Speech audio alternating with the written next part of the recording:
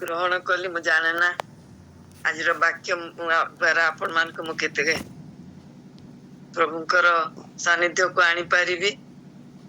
ତଥାପି ମୋ ଲାଗି ପ୍ରାର୍ଥନା କରନ୍ତୁ ସମସ୍ତେ ବ୍ୟକ୍ତିଗତ ଭାବରେ, ଯେପରି ମୋ ବାକ୍ୟ ନୁହେଁ ମାତ୍ର ପ୍ରଭୁଙ୍କର ବାଞ୍ଛିତ ବାକ୍ୟ ମୋ ମୁଖ ଦ୍ୱାରା ପବିତ୍ର ଆତ୍ମା ପ୍ରକାଶ କରିବେ। ଆଉ ତଥାପି ସୁଯୋଗ ଦେଇଥିବାରୁ ମୁଁ ସମସ୍ତ ଆର୍ଲି ମର୍ଣ୍ଣିଂ ର ଚାଳକ, କର୍ମକର୍ତ୍ତା, କୋଅର୍ଡିନେଟର ସମସ୍ତଙ୍କୁ ଧନ୍ୟବାଦ ଦଉଛି। ଆଉ ବିଶେଷ ଭାବରେ ଧନ୍ୟବାଦ ଦିଏ ପ୍ରଭୁଙ୍କୁ ଯେ ସେ ମତେ ଯୋଗ୍ୟ ବୋଲି ମନେ କଲେ। ଆଉ ବିନୟ ଭାଇ ମଧ୍ୟ ନିଶ୍ଚୟ ଭାଇ ଭାବରେ ନାନୀ ଉପରେ ହିଁ ବିଶ୍ୱାସ କରି ଭରସା କରି ଏ ଦାୟିତ୍ୱ ଦେଇଛନ୍ତି। ଆମମାନେ ଆଜିର ଯୋଉ ବିଷୟଟି ମୁଁ ମନୋନୀତ କରିଛି ତାହା 2 କରନ୍ଥୀ 2 ପର୍ବ 14 ଆଉ 15 ପର୍ବ। ଦୟାକରି ଟିକେ କେହି ପଢିକି ମତେ ସାହାଯ୍ୟ କରିବେ। 2 କରନ୍ଥୀ 2 ପର୍ବ 14 ଆଉ 15।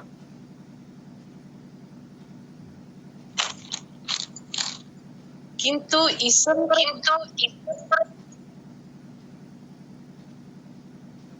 ଈଶ୍ୱରଙ୍କର ଧନ୍ୟବାଦ ହେଉ, ସେ ସବୁବେଳେ ଆମମାନଙ୍କୁ ଘେନି ଖ୍ରୀଷ୍ଟଙ୍କ ଠାରେ ବିଜୟ ଯାତ୍ରା କରୁଅଛନ୍ତି ଆଉ ସବୁ ସ୍ଥାନରେ ତାହାଙ୍କର ଜ୍ଞାନ ରୂପ ସୁବାସ ଆମମାନଙ୍କ ଦ୍ୱାରା ପ୍ରକାଶ କରୁଛନ୍ତି। କାରଣ ପରିତ୍ରାଣ ପାଉଥିବା ଓ ବିନାଶ ହେଉଥିବା ଲୋକମାନଙ୍କ ମଧ୍ୟରେ ଆମ୍ଭେମାନେ ଈଶ୍ୱରଙ୍କ ଦୃଷ୍ଟିରେ ଖ୍ରୀଷ୍ଟଙ୍କ ସୁଗନ୍ଧ ସ୍ୱରୂପ। ଆମେନ୍। ପ୍ରଭୁଙ୍କର ଗୌରବ ହେଉ। ଆସନ୍ତୁ ପଦେ ପ୍ରାର୍ଥନା କରିବା। ଧନ୍ୟବାଦ ଧନ୍ୟବାଦ ଧନ୍ୟବାଦ କରୁଣାମୟ ସ୍ୱର୍ଗବାସୀ ପିତା। ପ୍ରଭୁ ତୁମେ ଅତି ଆଶ୍ଚର୍ଯ୍ୟ ଭାବରେ ଆମମାନଙ୍କର ସହିତରେ ପରମେଶ୍ୱର ହେଇଛ। ପ୍ରଭୁ ଗୋଟେ ରାତି ନିରାପଦରେ କାଟି ସୁସ୍ଥ ସବଳ ଭାବରେ ଆମ ସମସ୍ତଙ୍କୁ ତୁମ ପାଦ ତଳେ ବସିବାକୁ ସୁଯୋଗ ଦେଇଛ। ଧନ୍ୟବାଦ ଦଉଛି ପ୍ରଭୁ। ଯୋଉ ବାକ୍ୟଟି ଆଜି ଭାଙ୍ଗିବି ବୋଲି ମନୋନୀତ କରିଛି ପ୍ରଭୁ, ତାହା କେତେ ସୁବାସିତ ହବ, କେତେ ଜଣକୁ ଆକୃଷ୍ଟ କରିବ। ଆଉ ସେ ବାକ୍ୟ ଦ୍ୱାରା କେତେ ଜଣ ନିଜକୁ ସୁବାସିତ କରିବାକୁ ଇଚ୍ଛା କରିବେ। ଆଉ କେତେ ଆମମାନେ ବାକ୍ୟ ଦ୍ୱାରା ନିଜର ସୁଗନ୍ଧ ଅନ୍ୟ ଆଗରେ, ଯୀଶୁ ରୂପ ସୁଗନ୍ଧକୁ ଅନ୍ୟ ଆଗରେ ପ୍ରକାଶ କରିପାରିବା। ପ୍ରଭୁ କେବଳ ତୁମେ ତାହା ନିଜେ ଆମମାନଙ୍କୁ ସେ ଶକ୍ତି ପ୍ରଦାନ କର। ବାକ୍ୟକୁ ବୁଝିବାକୁ, କହିବାକୁ ତୁମେ ମତେ ଯେତିକି ଶକ୍ତି ଦେଇଛ, ତା ତ କେବଳ ତୁମର ଅନୁଗ୍ରହର ଦାନ। ଯୋଉ ଶ୍ରୋତା ମାନେ ବସିଛନ୍ତି ଶୁଣିବା ଲାଗି ପ୍ରଭୁ, ତୁମେ ତାଙ୍କୁ ମଧ୍ୟ ସାହାଯ୍ୟ କର। ପବିତ୍ର ଆତ୍ମାଙ୍କର ସାହାଯ୍ୟ ଯୋଗେଇ ଦିଅ, ଯେପରି ସେମାନେ ମଧ୍ୟ ମୋ କଥା ଅନୁସାରେ ନୁହେଁ ମାତ୍ର ତୁମେ ଯୋଉ ବାକ୍ୟ ଦବ, ତୁମେ ଯୋଉ ସୁବାସ ବିତରଣ କରୁଛ, ତାକୁ ସେମାନେ ନିଜେ ଆଘ୍ରାଣ କରିବା ସଙ୍ଗେ ସଙ୍ଗେ ସେଇ ସୁନ୍ଦର ସୁଗନ୍ଧ ଅନ୍ୟମାନଙ୍କ ଆଗରେ ପ୍ରକାଶ କରିପାରିବେ। ପ୍ରଭୁ ତୁମେ ନିଜେ କଥା କୁହ। ପବିତ୍ର ଆତ୍ମାଙ୍କ ଚାଳନା ଆମ ପ୍ରତ୍ୟେକଙ୍କୁ ପ୍ରଦାନ କର। ପ୍ରଭୁ ଯୀଶୁ ଖ୍ରୀଷ୍ଟଙ୍କ ନାମରେ ପ୍ରାର୍ଥନା ମାଗୁଛି। ଆମମାନେ ଏ ବାକ୍ୟଟି ଅନେକ ଥର ଶୁଣି ସାରିଛୁ। ମୁଁ ଯେ କିଛି ଗୋଟେ ନୂଆ ଜିନିଷ କହିବି ତା ନୁହେଁ, ମାତ୍ର ଯେତିକି ପ୍ରଭୁ ମତେ ସାହାଯ୍ୟ କରିଛନ୍ତି କେବଳ ସେତିକି ମୁଁ ଆପଣମାନଙ୍କ ଆଗରେ ରଖିବାକୁ ଚାହେଁ। ଏଠି କୁହାଯାଉଛି ଯେ ଜ୍ଞାନ ରୂପ ସୁବାସ, ଏ ଯୋଉ ଜ୍ଞାନ ରୂପ ସୁବାସ ଏଇଟା ପ୍ରକାଶ କରିବା ଲାଗି ପ୍ରଭୁ ଆମମାନଙ୍କୁ ନିଶ୍ଚୟ ସାହାଯ୍ୟ କରୁଛନ୍ତି ଆଉ କରିବେ। କାରଣ ଲେଖାଯାଏ ସେ ସବୁବେଳେ ଆମମାନଙ୍କୁ ଘେନି ଖ୍ରୀଷ୍ଟଙ୍କ ଠାରେ ବିଜୟ ଯାତ୍ରା କରୁଛନ୍ତି ଆଉ ସବୁ ସ୍ଥାନରେ ତାଙ୍କର ଜ୍ଞାନ ରୂପ ସୁବାସ ଆମମାନଙ୍କ ଦ୍ୱାରା ପ୍ରକାଶ କରୁଛନ୍ତି। ପ୍ରଭୁ ଚାହାନ୍ତି ତାଙ୍କ ସୁବାସ ଆମମାନଙ୍କ ଦ୍ୱାରା ଅନ୍ୟ ଆଗରେ ପ୍ରକାଶିତ ହଉ। କିନ୍ତୁ ଆମେ ନିଜେ ସୁବାସିତ ହେଇପାରିଛୁ କି? ଯଦି ଆମ ମଧ୍ୟରେ ସେ ସୁବାସ ନାହିଁ, ଆମେ ଯଦି କେବଳ କିମ୍ବା ଆମେ ଯଦି ସେ ସୁବାସକୁ କେବଳ ନିଜ ମଧ୍ୟରେ ସୀମିତ ରଖୁଛୁ ଏବଂ କାହାକୁ ସେଥିର ଅଂଶୀ କରୁନୁ, ତାହେଲେ ସେ ସୁବାସ କିଛି କାମର ନୁହେଁ। ପାରସ୍ୟ ଦେଶରେ ଗୋଟେ ଛୋଟ କାହାଣୀ ଥିଲା। ଆଉ ସେ କାହାଣୀଟି ହେଲା, ଜଣେ ବାଟୋଇ ଯାଉଥିଲେ, ଆଉ ସେ ଗୋଟେ ଯୋଉ ରାସ୍ତା ଦେଇ ଯାଉଥିଲେ, ରାସ୍ତା ମଝିରେ ଗୋଟେ ମାଟି ପିଣ୍ଡୁଳା ସେ ପାଇଲେ। ମଝି ରାସ୍ତାରେ ପଡିଥିଲା ହୁଏତ, ଯାହା ତାଙ୍କ ଧ୍ୟାନ ଆକର୍ଷଣ କଲା। ଆଉ ସେ ମାଟି ଟେଳାଟିକୁ ସେ ଉଠେଇଲେ। ଆଉ ସେ ଭାବିଲେ ଏଇଟା ଗୋଟେ କଣ ହେଇଥିବ, ଆର ରଙ୍ଗ, ଆର ରୂପ ସବୁ ଭିନ୍ନ ଦେଖାଯାଉଛି। ମାଟି ଟେଳା ବୋଲି ତ ସେ ଭାବି ନଥିଲେ, ସେ ଗୋଟେ କିଛି ବହୁମୂଲ୍ୟ ଅନ୍ୟ ଦ୍ରବ୍ୟ କାହା ହାତରୁ ଖସି ପଡିଛି ବା ବଣିକ ହାତରୁ ଖସି ପଡିଛି, ଏପରି ଅନୁଭବ ତାଙ୍କର ହେଲା। ଆଉ ସେ ତାକୁ ଉଠେଇଲେ। ଆଉ ଯେତେବେଳେ ସେ ଉଠେଇକି ଆଖି ମାନେ ଦେଖିବାଲେ ପାଖକୁ ଆଣିଲେ, ତାହା ଅତି ସୁନ୍ଦର ଭାବରେ ବାସୁଥିଲା।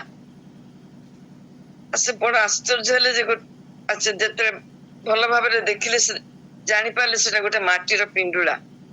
ମାଟି ପିଣ୍ଡୁଳାଟି ଏତେ ସୁନ୍ଦର ବାସୁଛି କେମିତି? ଆଉ ସେତେବେଳେ ପାଖ ଦେଇ ଯାଉଥିବା ଜଣେ ତାଙ୍କୁ ବୁଝେଇ ଦେଲେ ଯେ ଆପଣ ଯୋଉ ବାଟରେ ଯାଉଛନ୍ତି ସେଟା ଗୋଟେ ଗୋଲାପ ବଗିଚା ଅଛି। ଆଉ କେବଳ ଗୋଲାପ ଫୁଲ ସେଠି ଫୁଟେ। ଆଉ ଏଇ ମାଟି ପିଣ୍ଡୁଳାଟି ସେଇ ବଗିଚାର ଗୋଟେ ଅଂଶ ବିଶେଷ। ଆଉ ସେ ବୁଝିପାରିଲେ ଯେ ବର୍ଷ ବର୍ଷ ଧରି କୌଣସି ଗୋଲାପ ଗଛ ମୂଳରେ ମାଟିଟି ଥିଲା, ତାର ପାଖୁଡା ଝଡିକି ତାପରେ ପଡୁଥିଲା ବର୍ଷ ବର୍ଷ ଧରି, ଯୋଉଥିପାଇଁ ତାର ରଙ୍ଗ ବଦଳି ଯାଇଛି। ସେ ମାଟି ପିଣ୍ଡୁଳାଟି ହିଁ ଏତେ ବାସ୍ନା ହଉଛି ଯେ ସେଟା ଗୋଟେ ମାଟି ପିଣ୍ଡୁଳା ବୋଲି ସେ ବୁଝିପାରିନଥିଲେ ପ୍ରଥମ। ଅର୍ଥାତ୍ ମାଟିଟି କେବଳ ଗୋଲାପ ଗଛ ମୂଳରେ ରହି ହିଁ ତା ସୁବାସ ଏତେ ବେଶୀ। ଆଉ ଏଇ ଜିନିଷଟା ମତେ ବହୁତ ସେଦିନ ପଢିଲା ପରେ ମୋ ମନକୁ ବହୁତ ଆଲୋଡିତ କରିଥିଲା ଯେ ପ୍ରକୃତରେ ବର୍ଷ ବର୍ଷ ଧରି ଯୀଶୁଙ୍କ ସହିତ ସଂଯୁକ୍ତ ଜୀବନ କାଟୁଛୁ ଆମେ କଣ ଯୀଶୁଙ୍କ ପରି ବାସୁଛୁ କି? ତାଙ୍କ ସହିତ ଘନିଷ୍ଠ ହେଇକି ନ ରହିଲେ ତାଙ୍କର ସୁବାସ ଆମ ଦେହକୁ ଆସିବ ନାହିଁ। ସେ ଭାବିଲେ ଏଇଟା ସାରଣ ଗୋଲାପ, ଯୋଉଟା ବହୁତ ସୁନ୍ଦର ବାସ୍ନା ହୁଏ, ଯୋଉ ଫୁଲଟି, ଗୋଲାପ ଫୁଲ ଭିତରେ ଗୋଲାପୀ ଫୁଲ ହିଁ ସବୁଠୁ ବେଶୀ ବାସ୍ନା ହୁଏ। ଆପଣ ମାନେ ମଧ୍ୟ ନିଶ୍ଚୟ ଅନୁଭବ କରିଥିବେ, ଯଦି ଆପଣଙ୍କ ଘରେ ଗୋଲାପୀ ରଙ୍ଗର ଗୋଲାପ ଥିବ, ଅତି ସୁଗନ୍ଧ ସେଥିରୁ ବାହାରେ। ଆଉ ସେ ଭାବିଲେ ଏଇଟା ସାରଣ ଗୋଲାପର ବା ସାରଣ ଗୋଲାପ ଗଛ ତଳର ମାଟି ନିଶ୍ଚୟ ହେଇଥିବ। ଗୋଟିଏ ପରିଚୟ ତାଙ୍କ ପାଖରେ ସେଦିନ ସ୍ୱତନ୍ତ୍ର ଭାବରେ ଆସିଲା ଯେ ଏଇଟା ସାରଣ ଗୋଲାପର ଯୋଉ ଗଛ ବା ବୁଦା, ତା ତଳର ମାଟି ହେଇଥିବ। ଗୋଟେ ନିର୍ଦ୍ଦିଷ୍ଟ ପରିଚୟ ଯୀଶୁଙ୍କ ସହିତ ରହିବା ଦ୍ୱାରା ସେ ପରିଚୟଟି ଆମେ ପ୍ରକାଶ କରିଥାଉ। ଆଉ ଗୋଟେ ଘଟଣା ମୁଁ ଉଲ୍ଲେଖ କରିବି, ଯାହାକି ବୈଜ୍ଞାନିକ ମାନଙ୍କ ଦ୍ୱାରା ପରୀକ୍ଷିତ ଘଟଣା।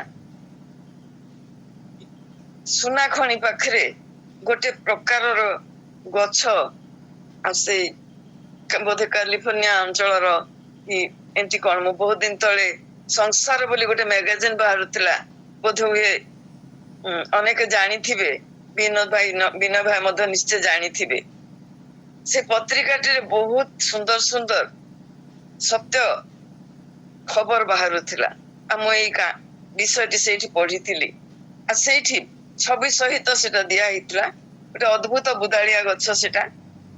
ତାର କିଛି ଅଂଶକୁ ନେଇ କୌଣସି କାରଣରୁ ସେମାନେ ସେଟା ପୋଡା ଗଲା, ମୁଁ ଜାଣିନି। କିନ୍ତୁ ମୋର ମେନ୍ କହିବାର କଥାଟି ହେଲା, ଯେତେବେଳେ ସେମାନେ ପୋଡିଲେ ସେଟା ସେ ସୁନାଖଣି ଅଞ୍ଚଳର ଗଛ ଆଉ ଯେତେବେଳେ ପୋଡିଲେ ସେଥିରୁ ଅତି ଛୋଟ ଛୋଟ ସୁନାର କଣିକା ସବୁ ବାହାରିଲା। ତ ଯୋଉ ସେମାନେ ବହୁତ ଆଶ୍ଚର୍ଯ୍ୟ ହେଲେ ଯେ ୟା ଭିତରୁ ଏ ଗଛର ଡାଙ୍ଗ ଭିତରୁ ବା ଗଣ୍ଡି ଭିତରୁ କେମିତି ବାହାରୁଛି। କାରଣ ସୁନା ଖଣିରୁ ସିନା ସୁନା ବାହାରେ, ଗଛ ଭିତରରୁ ବା ଗଛକୁ ପୋଡି ଦେଲେ ତା ପାଉଁଶରୁ ଭିତରେ ଛୋଟ ଛୋଟ କଣିକା କେମିତି ସୁନାର ଆସିଲା। ଆଉ ବୈଜ୍ଞାନିକ ମାନେ ପରୀକ୍ଷା କରି ବୁଝିଲେ ଯେ ଯୋଉ ଚେରଟି ତାର ନିମ୍ନ ପ୍ରଦେଶକୁ ଯାଇଛି, ଜଳ ସାର ଯାହା କିଛି ସେ ସଂଗ୍ରହ କରୁଛି, ତାରି ସହିତ ସୁନାର ଛୋଟ ଛୋଟ କଣିକା ଗୁଡିକ ମଧ୍ୟ ସେ ପାଣିରେ ମିଶି ରହିଛି। ଆଉ ସେଇଟାକୁ ସେ ଟାଣି ଆଣୁଛି, ଆଉ ସେଇଟା ସେ ଗଛ ଭିତରେ ପ୍ରବେଶ କରି ସେ ଗଛ ଭିତରେ ସେଟା ବି ରହିଯାଉଛି। ବହୁତ ଆଶ୍ଚର୍ଯ୍ୟ ଘଟଣା। ସୁନା ଖଣି ପାଖରେ ରହିଥିବାରୁ ଖୁବ ଅତି ଅଳ୍ପ ମାତ୍ରାରେ କିନ୍ତୁ ସେ ତାକୁ କଣିକାକୁ ସେ ଗଛ ସଂଗ୍ରହ କରିଛି। ଆମମାନଙ୍କ ଜୀବନକୁ ଆମମାନେ ଯେତେବେଳେ ଲକ୍ଷ୍ୟ କରୁ, କେତେ କେତେ ବର୍ଷ ହେଲାଣି ଆମମାନେ ଯୀଶୁଙ୍କ ସହିତ ଲାଗି ରହି ଚାଲୁଛୁ ବୋଲି ପ୍ରକାଶ କରୁଛୁ। ଆମେ ନିଜେ କହୁଛୁ ଯେ ଆମମାନେ ଯୀଶୁଙ୍କର, ଆମେ ଯୀଶୁଙ୍କର ଚେଲା। ସେ ଗୀତଟି ମୋର ମନେ ପଡେ, ଯେତେବେଳେ ଗୋଟେ ଦଳ ସେ ଗୀତ ଗାଆନ୍ତି, ଆପଣ ମାନେ ମଧ୍ୟ ନିଶ୍ଚୟ ସେଥିରେ ଅଂଶୀ ଥିବେ। ଏ ପୃଥିବୀ ଜାଣୁ ଆମେ ଯୀଶୁଙ୍କର। ଏ ଗୀତଟି ଯେତେବେଳେ ଗାଇବାକୁ କୁହାଯାଏ, ମୁଁ ପ୍ରାୟ ପ୍ରତ୍ୟେକ ଜାଗାରେ ଦେଖିଛି ସମସ୍ତେ ବହୁତ ଉତ୍ତେଜିତ ହେଇଯାଆନ୍ତି, ବହୁତ ଜୋର ସେ ତାଳି ମାରି ମାରି ଗୀତ ଗାଇଥାନ୍ତି। ଏ ଜଗତ ଜାଣୁ ଆମେ ଯୀଶୁଙ୍କର। ଏ ବିଷୟ ଗୁଡିକ ଯେତେବେଳେ ମୋ ମନରେ ଆସିଲା କହିବା ଲାଗି, ସେତେବେଳେ ମତେ ସେ ଗୀତଟି ମନେ ପଡିଲା। କେମିତି ଜଗତ ଜାଣିବ ଯେ ମୁଁ ଯୀଶୁଙ୍କର? ଆମେ କଣ ତାଳି ମାରି, ବାଜା ବଜେଇ, ମାଇକରେ ଜୋରସେ ଗାଇଦେଲେ ଜଗତ ଜାଣିଯିବ ଯେ ମୁଁ ଯୀଶୁଙ୍କର? ସେତେବେଳେ ମୋ ନିଜକୁ ମୁଁ ପଚାରିଲି ଯେ ମୋର କୋଉ ଗୁଣଟା ଅଛି ଯେ ଜଗତ ମତେ ଦେଖି କହିବ ଯେ ମୁଁ ଯୀଶୁଙ୍କର ବୋଲି? ସେମିତି କିଛି ଗୁଣ ମୋ ଭିତରେ ଅଛି କି? ଯଦି ନାହିଁ, ତାହେଲେ ମୁଁ ଯୀଶୁଙ୍କର ବୋଲି ଜଗତ କେମିତି ଜାଣିବ? ଖାଲି କଣ ମୁଁ ବୁଲି ବୁଲି ସବୁଆଡେ, ଘରେ ବାହାରେ, ରାସ୍ତାରେ, ହାଟରେ, ମଲ ଭିତରେ, ରେଳ ଷ୍ଟେସନରେ ଚିତ୍କାର କରିକିରି ଗାଉଥିବି ଯେ ମୁଁ ଯୀଶୁଙ୍କର, ମୁଁ ଯୀଶୁଙ୍କର, ଏ ଜଗତ ଜାଣ ମୁଁ ଯୀଶୁଙ୍କର। କମ ସେ କମ ଆଜିର ସମୟ ନୁହେଁ ଆମେ ଢୋଲ ପିଟି ପିଟିକିରି ଏ ଗୀତ ଗାଇ ବଜାରରେ ବୁଲିବା। ଯଦି ଆମ ଦେହରୁ ସୁଗନ୍ଧ ବାହାରୁନି, ଯଦି ଆମର ଉପସ୍ଥିତି ଆମକୁ ଯଦି ଅନ୍ୟମାନଙ୍କ ଆଗରେ ସୁବାସିତ ଲାଗୁନି, ତାହେଲେ ଆମମାନଙ୍କର ମୁଖର କଥାରେ କୌଣସି ମୂଲ୍ୟ ନାହିଁ। ଯଦି ଯୀଶୁଙ୍କ ସହିତ ଅଛୁ, ଯଦି ଆମର ସମ୍ପର୍କ ଘନିଷ୍ଠ ଭାବରେ ଯୀଶୁଙ୍କ ସହିତ ଅଛି, ତାହେଲେ ଆମେ ଯୀଶୁଙ୍କ ପରି ବାସିବା ନିତାନ୍ତ ଦରକାର। ସେଇଥିପାଇଁ ଯୀଶୁଙ୍କ ପରି ଆମମାନଙ୍କୁ ହେବାକୁ ପଡିବ। ଯୀଶୁ ତାଙ୍କର ସୁବାସ, ଯୀଶୁ ତାଙ୍କର କାର୍ଯ୍ୟ ଭିତର ଦେଇ ପ୍ରକାଶ କରିଥିଲେ। ଯୀଶୁ ତାଙ୍କର ସୁବାସ ଏତେ ସହଜରେ ବା ଖାଲି ଜନ୍ମ ହେଇ ଆଶ୍ଚର୍ଯ୍ୟ କର୍ମ ଦ୍ୱାରା ପ୍ରକାଶ କରି ନଥିଲେ। ମୋ ପ୍ରିୟ ମାନେ, ଏ ପ୍ରକାଶ କରିବା ଲାଗି ତାଙ୍କୁ ଅନେକ ସ୍ୱାର୍ଥ ତ୍ୟାଗ କରିବାକୁ ହେଇଥିଲା। ଆମମାନେ ଜାଣିଛୁ ଯେ ଗୋଟେ ସୁଗନ୍ଧି ଦ୍ରବ୍ୟ, ଯେକୌଣସି ବିଷୟ ଗୋଟେ ହେଇଥାଉ, ତାକୁ ଯେତେବେଳେ ଆମମାନେ ପୋଡି ଦଉ ବା ହାତରେ ଦଳି ପକଉ, ତାର ଗୋଟେ ସୁବାସ ବାହାରେ। ସେଥିପାଇଁ ଯେତେବେଳେ ଲେବି ପୁସ୍ତକ ଦ୍ୱିତୀୟ ପର୍ବ ଆପଣ ମାନେ ଦେଖିବେ, ସେଠି ଯେତେବେଳେ ତାଙ୍କର ଭକ୍ଷ୍ୟ ନୈବେଦ୍ୟ ଉତ୍ସର୍ଗ କରାଯାଉଥିଲା, ସେଥିରେ କୁନ୍ଦୁର ବ୍ୟବହାର କରାଯାଉଥିଲା। କୁନ୍ଦୁର ବୋଲି ଗୋଟେ ସୁବାସିତ ପଦାର୍ଥ ଅଛି, ଯାହାକି ସେଇ ଭକ୍ଷ୍ୟ ନୈବେଦ୍ୟ ସହିତ ଅଗ୍ନିରେ ଦଗ୍ଧ କରାଯାଉଥିଲା। ଆଉ ସେଇ ଅଗ୍ନିକୃତ ସେ ପଦାର୍ଥଟି ଯେତେବେଳେ ଜଳୁଥିଲା, ତାହା ଈଶ୍ୱରଙ୍କର ଗ୍ରାହ୍ୟ ହଉଥିଲା। ସେ ଅଗ୍ନିକୃତ ଉପହାର ଆଗ୍ରହଣ କରି ଈଶ୍ୱର ସନ୍ତୁଷ୍ଟ ହଉଥିଲେ। ଆଉ ପ୍ରତ୍ୟେକ ଭକ୍ଷ୍ୟ ନୈବେଦ୍ୟରେ ସେ କୁନ୍ଦୁରୁ ଦିଆଯାଉଥିଲା। ବିନା କୁନ୍ଦୁରୁ ଦିଆ ନ ଯାଇ କୌଣସି ଭକ୍ଷ୍ୟ ନୈବେଦ୍ୟ ଉତ୍ସର୍ଗ କରାଯାଉନଥିଲା। ସେହିପରି ଈଶ୍ୱର ଯେତେବେଳେ ତାଙ୍କର ବେଦୀରେ ଧୂପ ଜଳେଇବା ଲାଗି ଆଦେଶ ଦେଲେ, ସେତେବେଳେ ବିଭିନ୍ନ ବିଷୟ ସହିତ ସେ ମଧ୍ୟ କୁନ୍ଦୁରୁକୁ ମନୋନୀତ କରିଥିଲେ।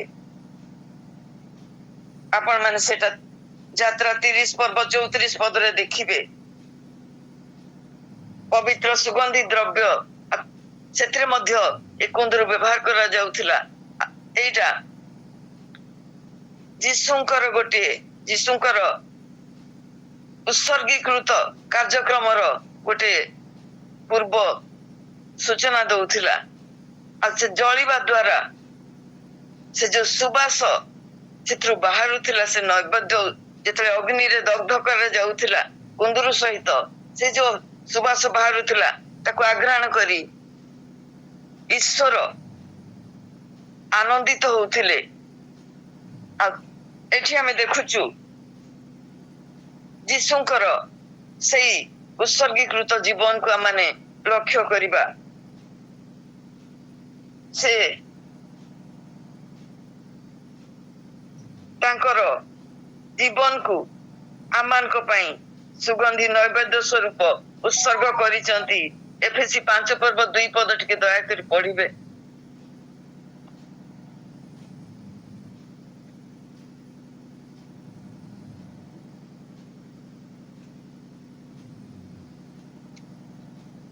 ଖ୍ରୀଷ୍ଟ ଯେପରି ତୁମ୍ଭମାନଙ୍କୁ ପ୍ରେମ କଲେ, ପୁଣି ଆମମାନଙ୍କ ନିମନ୍ତେ ଈଶ୍ୱରଙ୍କ ଉଦ୍ଦେଶ୍ୟରେ ସୁଗନ୍ଧି ନୈବେଦ୍ୟ ଓ ବଳି ସ୍ୱରୂପୀ ଆପଣଙ୍କୁ ଉତ୍ସର୍ଗ କଲେ, ସେହିପରି ପ୍ରେମରେ ଆଚରଣ କର।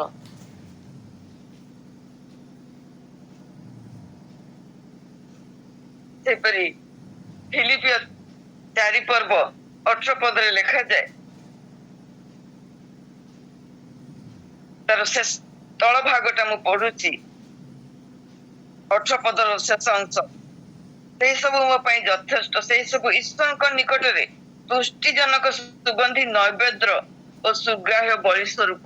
କୌଣସି ବିଷୟ ବଳି ସ୍ୱରୂପ ହେବା ଦରକାର, ସେଟା ବଳି ରୂପେ ଉତ୍ସର୍ଗ ହେବା ଦରକାର, ସେଟା ପୋଡିବା ଦରକାର। ତା ଦ୍ୱାରା ହିଁ ସୁଗନ୍ଧ ବ୍ୟାପିଥାଏ। ଆମମାନେ କେବେ ମଧ୍ୟ ଖୁସିରେ ଆନନ୍ଦରେ ବା ସମ୍ପୂର୍ଣ୍ଣ ରୂପେ ଗୋଟେ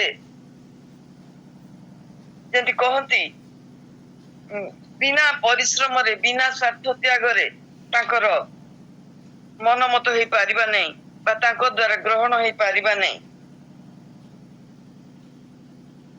ସେଥିଲାଗି ସେ ଫିଲିପିଓ 2 ପର୍ବ 8 ପଦରେ ଲେଖାଯାଏ, ପୁଣି ମନୁଷ୍ୟ ଭାବରେ ଦେଖାଯାଇ ମୃତ୍ୟୁ ପର୍ଯ୍ୟନ୍ତ, କୃଷ୍ୟ ମୃତ୍ୟୁ ପର୍ଯ୍ୟନ୍ତ ଆଜ୍ଞାବହ ହୋଇ ଆପଣାକୁ ଅବନତ କଲେ।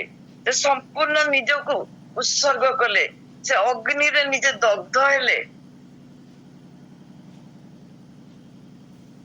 କିମ୍ବା ଏହା ମଧ୍ୟ ଆମେ କହିପାରୁ, କ୍ରୁଶରେ ସେ କ୍ରଷ୍ଟ ହେଇଗଲେ, ଏକଦମ ତାଙ୍କୁ ଏକଦମ ଯେମିତି କହନ୍ତି ଦଳି ଦିଆଗଲା। ସମ୍ପୂର୍ଣ୍ଣ ରୂପେ ଯେତେବେଳେ ଧୂପ ତିଆରି ହେଲା, ସେ ଭଲ କରି ଗୁଣ୍ଡ କରିକିରି ଧୂପ ତିଆରି ହୁଏ। ସମ୍ପୂର୍ଣ୍ଣ ରୂପେ ତାକୁ ପେଶି ଦିଆଯାଏ, ଭଙ୍ଗାଯାଏ, ପେଶାଯାଏ, ସମ୍ପୂର୍ଣ୍ଣ ପାଉଡର କରି ଯେତେବେଳେ ଧୂପରେ ଜଳାଯାଏ, ତାର ସୁଗନ୍ଧ ଚମତ୍କାର ଭାବରେ ଚାରିଆଡେ ବ୍ୟାପେ। ଯୀଶୁ ଆମ ପାଇଁ ସେ ସୁଗନ୍ଧକୁ ଚାରିଆଡେ ପ୍ରକାଶ କରିବା ପାଇଁ ନିଜେ ସମ୍ପୂର୍ଣ୍ଣ ଗୁଣ୍ଡ ହେଲେ, ସମ୍ପୂର୍ଣ୍ଣ ଖଣ୍ଡ ବିଖଣ୍ଡିତ, ଯେମିତି ସେ କ୍ରସରରେ ଗୁଣ୍ଡ କରି ଦିଆଯାଏ ସେଇପରି ସେ ନିଜକୁ ଗୁଣ୍ଡ କରିଦେଲେ। ଆଉ ସେ ବଳିକୃତ ହେଲେ, ଆଉ ସେ ସୁବାସ ଦ୍ୱାରା ସେ ଈଶ୍ୱରଙ୍କୁ ଆନନ୍ଦିତ କଲେ। ଈଶ୍ୱର ଯେ ପର୍ଯ୍ୟନ୍ତ ଆମୋଦିତ ହେଇ ନଥିଲେ, ଆନନ୍ଦ ପାଇ ନଥିଲେ, ସେ ପର୍ଯ୍ୟନ୍ତ କୌଣସି ଆଶୀର୍ବାଦ ସେ ପଠେଇ ନଥିଲେ। ସେଥିପାଇଁ ଲେଖାଯାଏ ଯେ ଯେତେବେଳେ ସେ ଫିଲିପିଓ 2 ପର୍ବରେ ଲେଖାଯାଏ,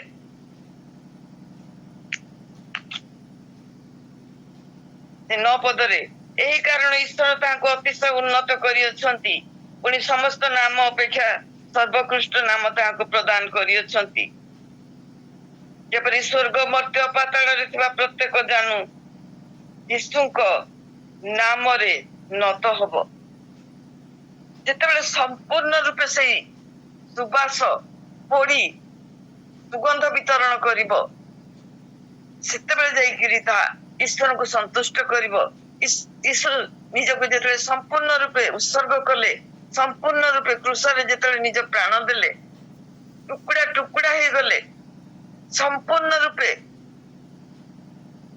ନିଜକୁ କ୍ରସ୍ କରିଦେଲେ ବା ଏକଦମ ନିଜ ପେଶି ଦେଲେ, ଗୁଣ୍ଡ ହେଇଗଲେ, ସେଇ ଧୂପର ସୁବାସ ଆଗ୍ରହଣ କରି ଈଶ୍ୱର ସନ୍ତୁଷ୍ଟ ହେଲେ ଆଉ ତାଙ୍କୁ ପ୍ରଧାନ ନାମ ଦେଲେ। ଆଜି ଆମେ ସେଠି ଦେଖୁଛୁ, ସେ 2 କରନ୍ଥୀରେ ଲେଖାଯାଇଛି 14 ପଦରେ, ଈଶ୍ୱରଙ୍କର ଧନ୍ୟବାଦ ହଉ, ସେ ସବୁବେଳେ ଆମମାନଙ୍କୁ ଘେନି ଖ୍ରୀଷ୍ଟଙ୍କ ସାଙ୍ଗରେ ବିଜୟ ଯାତ୍ରା କରୁଅଛନ୍ତି। ପ୍ରିୟମାନେ, ଖ୍ରୀଷ୍ଟଙ୍କ ସହିତ ବିଜୟ ଯାତ୍ରା କରିବା ଲାଗି ତାଙ୍କ ସହିତ ଆମମାନଙ୍କୁ ମଧ୍ୟ ସେଇପରି ଅବସ୍ଥାକୁ ଆସିବାକୁ ପଡିବ। ଗୋଟେ ସେଫ ଜୋନରେ ବସି ଆରାମରେ ଖାଇବା, ପିଇବା, ଶୋଇବା ଆଉ ଶାନ୍ତିରେ ରହିବା ଦ୍ୱାରା ଆମମାନେ ଈଶ୍ୱରଙ୍କୁ ସନ୍ତୁଷ୍ଟ କରିପାରିବା ନାହିଁ। ଆପଣ ମାନେ ଦେଖିବେ ଯେ ଯୋହନ 12 ପର୍ବରେ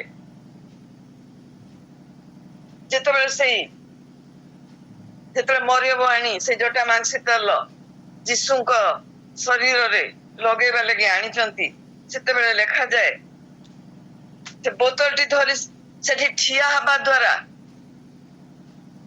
ବାସ୍ନା ଚାରିଆଡେ ବ୍ୟାପିଲା ବୋଲି ଲେଖାଯାଏନି।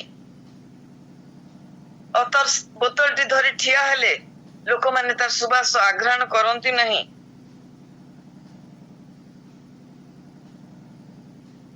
ସେ ସୁବାସକୁ ଯେତେବେଳେ, ଯଦିଓ ଏଠାରେ ଲେଖା ନାହିଁ, ମାତ୍ର ଲୁକ ମାର୍କ ଅନ୍ୟ ଜାଗାରେ ଲେଖା ହେଇଛି ଯେ ବୋତଲଟିକୁ ସେ ଭାଙ୍ଗି ଢାଳିଦେଲା। ଆଉ ଆପଣ ମାନେ ସମସ୍ତେ ଜାଣିଥିବେ ଯେ ଅତି ବହୁମୂଲ୍ୟ ତେଲ ବହୁତ ନିବୁଜ ବୋତଲରେ ରଖାଯାଏ। ଆଉ ଏଇ ଯୋଉ ଜଟା ମାଂସି ତେଲ ଅତି ମୂଲ୍ୟବାନ ଥିଲା, କାରଣ ଏଇଟା ବହୁତ ଦୂରରୁ ସେମାନେ ସଂଗ୍ରହ କରୁଥିଲେ ସେ ଜଡିବୁଟି, ଆଉ ଏଇ ଜଟା ମାଂସି ତେଲ ପ୍ରସ୍ତୁତ କରୁଥିଲେ। ତା ବିଷୟରେ ଲେଖାଯାଏ ହିମାଳୟ, ନେପାଳ ଏଇ ଅଞ୍ଚଳରୁ ସେ ଜଡିବୁଟି ସଂଗ୍ରହ କରି ମିଡିଲ ଇଷ୍ଟକୁ ଯାଉଥିଲା। ସେଟା ବହୁ ମୂଲ୍ୟ ଦେଇ ସେମାନେ କିଣୁଥିଲେ, ଯାହା ଫଳରେ ତେଲ ବହୁତ ଅତରଟି ବହୁତ ଦାମିକା ଥିଲା। ଆଉ ସେଟା ଯୋଉ ପାତ୍ରରେ ରଖାଯାଉଥିଲା, ସେ ପାତ୍ର ପୁରା ନିବୁଜ ଥିଲା। ଏଇ ତେଲଟିକୁ 2 ଟୋପା 4 ଟୋପା, ଆଜିକାଲି ଆମେ ଯେମିତି ବୋତଲଟି ଖୋଲୁଛୁ, ରୁମାଲରେ ଟିକେ ଢାଳୁଛୁ, ବା ଆଜିକାଲି ତ ସ୍ପ୍ରେ ଅଳ୍ପ ଟିକେ ସ୍ପ୍ରେ କରିଦଉଛୁ, ବାକି ବୋତଲ ବନ୍ଦ କରି ରଖି ଦଉଛୁ। ସେଇ ଅତରର ସେପରି ବ୍ୟବହାର ସେତେବେଳେ ହେଉନଥିଲା। ଏ ଅତରଟି ସମ୍ପୂର୍ଣ୍ଣ ରୂପେ ଯେତେବେଳେ ବ୍ୟବହାର କରିବା ଦରକାର ପଡୁଥିଲା, କାଚ ବୋତଲଟିକୁ ଭାଙ୍ଗିବାକୁ ପଡୁଥିଲା। ଆଉ ଯିଏ ତାର ମାଲିକ, ସେ ବୋତଲଟି ଭାଙ୍ଗିବା ଲାଗି ତାକୁ ମନସ୍ଥିର କରିବାକୁ ନିଶ୍ଚୟ ପଡୁଥିବ।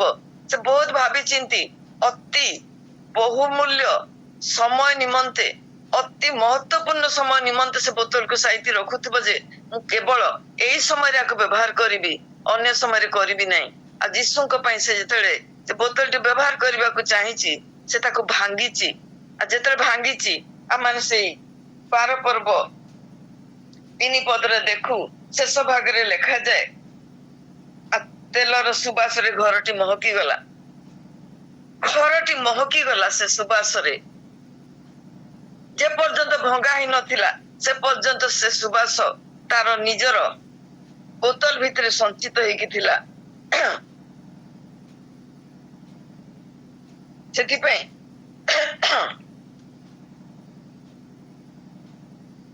ଗାଲାତି 2 ପର୍ବ ଦୟାକରି ଟିକେ କାଢିବେ ଗାଲାତି 2 ପର୍ବ 20 ପଦ ପଢିବେ ପାଉଲ କୁହନ୍ତି ଗାଲାତି 2 ପର୍ବ 20 ପଦ ଟିକେ ଦୟାକରି ପଢିବେ ମୁଁ ଟିକେ ଅଧିକ ସମୟ ନେଇ ଯାଉଛି ଏଠି ଲେଖାଯାଏ ଗାଲାତି ମୁଁ ଖ୍ରୀଷ୍ଟଙ୍କ ସହିତ କ୍ରୁଶରେ ହତ ହୋଇଅଛି ମୁଁ ଆଉ ଜୀବିତ ନୁହେଁ ମାତ୍ର ଖ୍ରୀଷ୍ଟ ମୋ ଠାରେ ଜୀବିତ ଅଛନ୍ତି ପୁଣି ମୁଁ ଶରୀରରେ ଥାଇ ବର୍ତ୍ତମାନ ଯେଉଁ ଜୀବନ ଯାପନ କରୁଅଛି ତା ବିଶ୍ୱାସରେ ଅର୍ଥାତ୍ ଈଶ୍ୱରଙ୍କର ଯେଉଁ ପୁତ୍ର ମୋତେ ପ୍ରେମ କରି ମୋ ନିମନ୍ତେ ଆପଣଙ୍କୁ ଉତ୍ସର୍ଗ କଲେ ତାହାଙ୍କ ଠାରେ ବିଶ୍ୱାସ କରି ଯାପନ କରୁଅଛି ଏଠି ଆମେ ଦେଖୁଛୁ ପାଉଲ କହୁଛନ୍ତି ଯେ ମୁଁ ନୁହେଁ ସେ ନିଜକୁ ଯୀଶୁଙ୍କ ସହିତ କ୍ରୁଶରେ ସମ୍ପୂର୍ଣ୍ଣ ରୂପେ ଦଳି ଚକଟି ପକେଇଛନ୍ତି ଯେମିତି କହିବାକୁ ଗଲେ କ୍ରସ୍ କରିଦେଇଛନ୍ତି ପୁରା କୁଟକୁଟା କରିଦେଇଛନ୍ତି ପେଶି ଦେଇଛନ୍ତି ଯେତେବେଳେ ଜଣେ ଯୀଶୁଙ୍କ ସହିତ ସମ୍ପୂର୍ଣ୍ଣ ରୂପେ ସଂଯୁକ୍ତ ହେବା ପାଇଁ ଇଚ୍ଛା କରେ ସେ ତାଙ୍କ ପରି ହେବାକୁ ପଡିବ ତାଙ୍କ ପରି ସେ ନିଜକୁ ସମ୍ପୂର୍ଣ୍ଣ ରୂପେ ଗୁଣ୍ଡ କରିଦେବାକୁ ପଡିବ ତାହେଲେ ଯାଇ ତାଙ୍କ ସହିତ ସେ ମିଶି ପାରିବ ଯୀଶୁଙ୍କ ପରି ବାସିବାକୁ ହେଲେ ଯୀଶୁଙ୍କ ପରି ସୁଗନ୍ଧ ବିତରଣ କରିବାକୁ ହେଲେ ଯୀଶୁଙ୍କ ପରି ଗୋଟେ ସ୍ଥାନ ପାଇବାକୁ ହେଲେ ଯୀଶୁଙ୍କ ସହିତ ସେଇ ଅନୁଭୂତିକୁ ଯିବାକୁ ପଡିବ ସେଇ ଅବସ୍ଥାକୁ ଗ୍ରହଣ କରିବାକୁ ପଡିବ ନିଜକୁ ସମ୍ପୂର୍ଣ୍ଣ ରୂପେ ଭାଙ୍ଗି ଗୁଣ୍ଡ କରି ଧୂପ ପରି ପୋଡି ଦେବାକୁ ପଡିବ ସେଥିପାଇଁ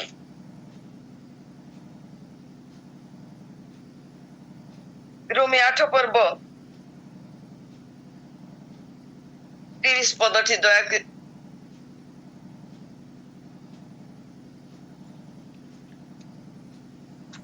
ଆଉ ଯେଉଁମାନଙ୍କୁ ସେ ପୂର୍ବେ ନିରୂପଣ କରିଥିଲେ ସେମାନଙ୍କୁ ମଧ୍ୟ ସେ ଆହ୍ୱାନ କଲେ ପୁଣି ଯେଉଁମାନଙ୍କୁ ସେ ଆହ୍ୱାନ କଲେ ସେମାନଙ୍କୁ ମଧ୍ୟ ସେ ଧାର୍ମିକ ବୋଲି ଗଣିଲେ ଆଉ ଯେଉଁମାନଙ୍କୁ ସେ ଧାର୍ମିକ ବୋଲି ଗଣିଲେ ସେମାନଙ୍କୁ ମଧ୍ୟ ସେ ଗୌରବାନ୍ୱିତ କଲେ ଏ ବାକ୍ୟଟିକୁ ଆଗ ମୁଁ ପଢି ବର୍ତ୍ତମାନ 29 ପଦଟି ପଢୁଛି କାରଣ ଯେଉଁମାନଙ୍କୁ ସେ ପୂର୍ବରୁ ଜାଣିଥିଲେ ସେମାନଙ୍କୁ ତାହାଙ୍କ ପୁତ୍ରଙ୍କ ପ୍ରତିମୂର୍ତ୍ତିର ଅନୁରୂପ ହେବା ନିମନ୍ତେ ସେ ପୂର୍ବରୁ ନିରୂପଣ ମଧ୍ୟ କରିଥିଲେ ସେ ଆଗରୁ ନିରୂପଣ କରିଥିଲେ ଯେ ପୁତ୍ରଙ୍କର ପ୍ରତିମୂର୍ତ୍ତିରେ ସେ ତାଙ୍କର ମନୋନୀତ ଲୋକମାନଙ୍କୁ ସେ ନୂତନ ଗୋଟେ ରୂପ ଦେବେ ନୂତନ ଗୋଟେ ଚେହେରା ଦେବେ ନୂତନ ଭାବରେ ସେ ପ୍ରକାଶ କରିବେ ସମସ୍ତଙ୍କୁ ସେ ଦେବେ ନାହିଁ ସମସ୍ତଙ୍କୁ ସେ ଏ ସୁଯୋଗ ମିଳିବନି ଯାହାର ମନରେ ଆଗ୍ରହ ଥିବ ଇଚ୍ଛା ଥିବ ଯେ ନିଜକୁ ସମର୍ପଣ କରିଥିବ ଯେ ମୁଁ ଖ୍ରୀଷ୍ଟଙ୍କ ସହିତ ମୃତ୍ୟୁଭୋଗ କରିବି ଖ୍ରୀଷ୍ଟଙ୍କ ପରି ହେବି ଖ୍ରୀଷ୍ଟଙ୍କ ସୁବାସ ବାଣ୍ଟିବି ସେଇ କେବଳ ତାକୁ ହିଁ କେବଳ ଈଶ୍ୱର ସେଇ ଭୟଙ୍କର ତାଡ଼ନା କଷ୍ଟ ଯନ୍ତ୍ରଣା ମଧ୍ୟ ଦେଇ ଯୀଶୁଙ୍କ ସହିତ ଧୂପ ପରି ଉତ୍ସର୍ଗ କରି ହେବାର ସୁଯୋଗ ପ୍ରଦାନ କରିବେ ଆଉ ସେଥିଲାଗି ଅନେକ ଜଣ ଆସିଛନ୍ତି ପ୍ରିୟମାନେ ଆମମାନେ ଦେଖୁ ବାକ୍ୟରେ ଲେଖାଯାଏ ଅନେକ ଜଣ ଆସିଛନ୍ତି କିନ୍ତୁ ଅନେକ ଜଣ ଫେରି ଯାଇଛନ୍ତି ସେଥିମଧ୍ୟରୁ ଆମମାନେ କେତେ ଜଣଙ୍କ ବିଷୟରେ କେବଳ ମୁଁ ହିଣ୍ଟସ ଦେବି ଗୋଟେ ହଉଛି ଇସ୍କାରିୟ ଜିହୁଦା ଯିଏକି ଯୀଶୁଙ୍କ ସହିତ ଚାଲିଥିଲା କିନ୍ତୁ ଯୀଶୁଙ୍କ ସହିତ କୃଷ ବରଣ କରିବାକୁ ସେ ବା ଯୀଶୁଙ୍କର କୃଷ୍ୟ ମୃତ୍ୟୁରେ ସହଭାଗୀ ହେବାକୁ ଇଚ୍ଛା କଲାନି ଚାଲିଗଲା ଦ୍ୱିତୀୟ ତିମୋଥୀ 4 ପର୍ବ 9 ପଦରେ ଆଉ ଜଣଙ୍କ ବିଷୟରେ ପାଉଲ କହନ୍ତି ଦିମା ବୋଲି ଯେ ତାଙ୍କ ସହିତ ଅନେକ ଥର ଅନେକ ଯାତ୍ରାରେ ସହଯାତ୍ରୀ ହେଇଛି ବାକ୍ୟ ପ୍ରଚାରରେ ତାଙ୍କ ସହିତ ଏକତ୍ର ହେଇ ବାକ୍ୟ ପ୍ରଚାର କରିଛି କିନ୍ତୁ ଶେଷରେ ସେ ତାଙ୍କୁ ପରିତ୍ୟାଗ କରିଛି ଆଉ ସେ ପାଉଲ କୁହନ୍ତି ସେ ଜଗତ ପ୍ରତି ବେଶୀ ଆସକ୍ତ ହେବାରୁ ମତେ ପରିତ୍ୟାଗ କରି ଚାଲିଗଲା କାରଣ ଦିମାଇ ବର୍ତ୍ତମାନ ସଂସାରକୁ ପ୍ରେମ କରି ମତେ ପରିତ୍ୟାଗ କରିଅଛି। ସେ ପରିତ୍ୟାଗ କରି ଚାଲିଗଲା କାରଣ ଯୀଶୁଙ୍କ ସହିତ ସମ୍ପୂର୍ଣ୍ଣ ରୂପେ ଭାଙ୍ଗି ବେଶୀ ହେବାକୁ ସେ ଆଗ୍ରହୀ ହେଲା ନାହିଁ। ଈଶ୍ୱରଙ୍କ ସହିତ ବଳି ହେବାକୁ ପଡିବ। ଈଶ୍ୱରଙ୍କ ସହିତ ନିଜକୁ କ୍ଷମା କରିବେ। ଯୀଶୁଙ୍କ ସହିତ ବଳିକୃତ ସେଇ ଯୀଶୁଙ୍କ ସହିତ ନିଜକୁ ବଳି ଭାବରେ ଉତ୍ସର୍ଗ କରିବାକୁ ପଡିବ, ଭାଙ୍ଗିବାକୁ ପଡିବ, ବେଶୀ ହେବାକୁ ପଡିବ। ଆଘ୍ରାଣାର୍ଥେ ତୁଷ୍ଟିଜନକ ଉପହାର ଭାବରେ ନିଜକୁ ସମର୍ପଣ କରିବାକୁ ପଡିବ। ତେବେ ଯାଇ ଈଶ୍ୱର ତାକୁ ବ୍ୟବହାର କରିବେ। ଈଶ୍ୱରଙ୍କର ମନମତ ସେ ହେଇପାରିବ। ନହେଲେ ଯେତେ ଚେଷ୍ଟା ମାନେ କଲେ ମଧ୍ୟ ଆମେ ପରିଚୟ ଦେଇପାରିବାନି, କାହାକୁ କହିପାରିବା ନାହିଁ ଯେ ଆମେ ଯୀଶୁଙ୍କର ଆମର ମୁଖର ବାକ୍ୟ କେବେ ମଧ୍ୟ ଆମମାନଙ୍କୁ ଯୀଶୁଙ୍କର ବୋଲି ଚାରିଆଡେ ପ୍ରଚାର କରିବ ନାହିଁ। କେବଳ ଆମର ସୁଗନ୍ଧ ଆମମାନଙ୍କୁ ଅନ୍ୟମାନଙ୍କ ଆଗରେ ପ୍ରକାଶ କରିବ।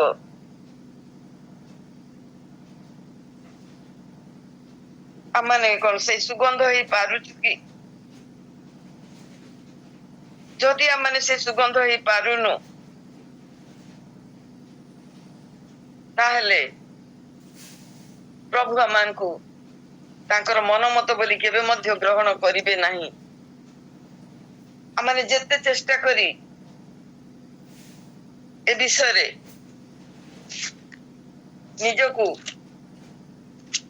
ପ୍ରକାଶ କଲେ ମଧ୍ୟ କେବଳ ଗୀତ ଗାଇଲେ କିଛି ଲାଭ ନାହିଁ। କେବଳ ତାଙ୍କ ସହିତ ନିଜକୁ ଉତ୍ସର୍ଗ କରିବାକୁ ପଡିବ। ତାହେଲେ 2 କରନ୍ଥୀ 3:18 ପଦରେ ଯୋଉ ବିଷୟଟି ଲେଖାଯାଏ, ଈଶ୍ୱର ଆମକୁ ସେହି ପ୍ରକାରେ ତାଙ୍କର ମନମତ କରିବେ। ତାହା 2 କରନ୍ଥୀ 3:18 ପଦରେ ଲେଖାଯାଏ, କିନ୍ତୁ ଆମ୍ଭେମାନେ ସମସ୍ତେ ଅନାଚ୍ଛାଦିତ ମୁଖରେ ଦର୍ପଣରେ ଦେଖିବା ପରି ପ୍ରଭୁଙ୍କ ଗୌରବ ଦେଖୁ ଦେଖୁ ଗୌରବଯୁକ୍ତ ଅବସ୍ଥାରୁ ଅଧିକ ଗୌରବଯୁକ୍ତ ଅବସ୍ଥା ପ୍ରାପ୍ତ ହୋଇ ତାହାଙ୍କର ସେହି ମୂର୍ତ୍ତିରେ ପରିବର୍ତ୍ତିତ ହେଉଅଛୁ। ଯେଣୁ ପ୍ରଭୁ ଯେ କି ଆତ୍ମା ତାହାଙ୍କ ଠାରୁ ଏସବୁ ହେଉଅଛି। ଆମମାନଙ୍କ ନିଜ ଚେଷ୍ଟାରେ ନୁହେଁ, ପ୍ରଭୁଙ୍କ ଦୟାରେ, ପ୍ରଭୁଙ୍କ ଅନୁଗ୍ରହରେ ଆମମାନେ ଦିନକୁ ଦିନ ପରିବର୍ତ୍ତିତ ହବା। ଆଉ ଦିନକୁ ଦିନ ତାଙ୍କର ମୂର୍ତ୍ତିରେ ପରିବର୍ତ୍ତିତ ହବା, ତାଙ୍କ ପରି ଦେଖାଯିବା, ତାଙ୍କ ପରି ସୁଗନ୍ଧ ଆମର ଶରୀରରୁ ନିର୍ଗତ ହବ। ଆମେ ସମସ୍ତେ ସେ ସୁଗନ୍ଧକୁ ଅନ୍ୟମାନଙ୍କ ଆଗରେ ପ୍ରକାଶ କରିବା। କିନ୍ତୁ ସେଥିପାଇଁ ଆମମାନଙ୍କୁ ପ୍ରଭୁ ସାହାଯ୍ୟ କରନ୍ତୁ, ଯେପରି ଆମ୍ଭେମାନେ ତାଙ୍କର ଗୌରବ ନିମନ୍ତେ ବ୍ୟବହୃତ ହେବା, ତାଙ୍କର ସୌନ୍ଦର୍ଯ୍ୟକୁ ବିତରଣ କରିବା। ତାଙ୍କୁ ଆମର ଉପସ୍ଥିତି ଅନ୍ୟମାନଙ୍କୁ ଆକୃଷ୍ଟ କରିବ। ଆମର କଥାରେ ଦ୍ୱାରା ନୁହେଁ, ଆମର ଗୀତରେ ନୁହେଁ, ଆମର ଅନ୍ୟ କୌଣସି ହାବଭାବ ଦ୍ୱାରା ନୁହେଁ, କେବଳ ଆମର ଉପସ୍ଥିତି ହିଁ ଅନ୍ୟମାନଙ୍କୁ ଆକୃଷ୍ଟ କରିବ। ଆଉ ତାହେଲେ ଏଇ 2 କରନ୍ଥୀ 2:14-15 ଆମମାନଙ୍କ ଜୀବନରେ ସଫଳ ହବ। ଆମମାନେ ଯୀଶୁଙ୍କ ସହିତ ସେ ସୁଗନ୍ଧି ବିତରଣକାରୀ ଯୋଉ ବିଜୟ ଯାତ୍ରା, ସେଥିର ଅଂଶୀ ହେଇପାରିବା ଏବଂ ଜଗତକୁ ଆମମାନଙ୍କର ସୁବାସ ବିତରଣ କରିପାରିବା। ପ୍ରଭୁ ଆମ ସମସ୍ତଙ୍କୁ ସେ ଆଶୀର୍ବାଦ କରନ୍ତୁ, ଯେପରି ଆମମାନେ ସେଇ ସୁବାସ ବିତରଣ କରିବା ପାଇଁ ନିଜ ନିଜକୁ ଈଶ୍ୱରଙ୍କ ହାତରେ ସମର୍ପଣ କରିବା। ଆଉ ଈଶ୍ୱରଙ୍କ ଯୋଜନାର ଅଧୀନ ହବା, ତାଙ୍କ ପାଖରେ ନିଜକୁ ସମ୍ପୂର୍ଣ୍ଣ ସମର୍ପଣ କରିବା। ସମୟ ଟିକେ ନେଇଛି, କ୍ଷମା କରିବେ। ହାଲେଲୁୟା। ମନମୋହି ଭଉଣୀ, ଆଜିର ଏଇ ସୁନ୍ଦର ଶିକ୍ଷା ସକାଶେ ବହୁତ ବହୁତ ଧନ୍ୟବାଦ ଦଉଛି। ଆଜି ଆପଣ ଶିଖେଇଲେ ଯଦି ଆମେ ଯୀଶୁଙ୍କ ସହିତ ରହିବା, ତେବେ ତାଙ୍କର ପ୍ରତ୍ୟେକ ଗୁଣରେ ଆମେ ଭରପୁର ହେଇଯିବା। ଆମର ସ୍ୱଭାବର ପରିବର୍ତ୍ତନ ଆସିବ। आमे जीशुंकर प्रतिमूर्ति रे परिवर्तित होई जिबा आमे जीशुंकर होई जिबा आमर स्वभाव आमर व्यवहार आमर चाली चलन और कथाबार्ता प्रत्येक रे परिवर्तित होई जिबा आमे जीशुंक परि होई जिबा बहुत सुंदर शिक्षा भौणी प्रभु आपणको एवं आपणको परिवार समस्तଙ୍କୁ प्रचुर प्रचुर आशीर्वाद करंतु एपरि सुंदर शिक्षा आमर ए छोटिया परिवार को सब बेले दे प्रभुଙ୍କ सहित आमको बांधी रखंतु आमेन। नानी बहुत बहुत धन्यवाद।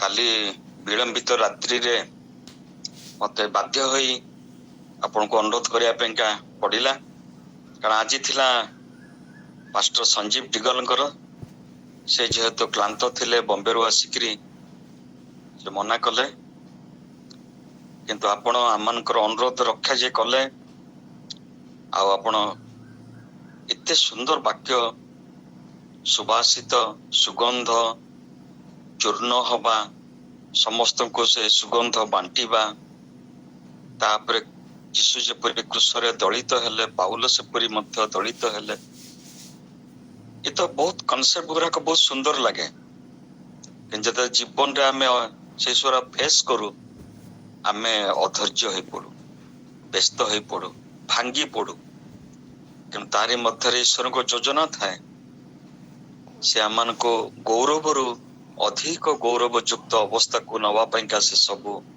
आमानकर मंगलर पाई योजना करछंती ब्यूटीफुल। नानी धन्यवाद दोछि। गोटे इंग्रजी रे वाक्य अछि बा प्रवर्ब अछि a friend in need is a friend in deed. आमानक दरकार समय रे आपण ओल्हाई आसिले आमानक आज वाक्य दवा पई प्रकृत रे आपण आमानकर से सुभाषित बंधु प्रभु प्रचुर प्रचुर प्रचुर आशीर्वाद आमेन। धन्यवाद मुझे काम रे लागी पारिली और प्रभुकर किछिटा सुबास बांटी पारिची आ से सुजोग देइथिबारु बिना भाई को भी धन्यवाद आ आली मॉर्निंग रो समस्त को मध्य धन्यवाद।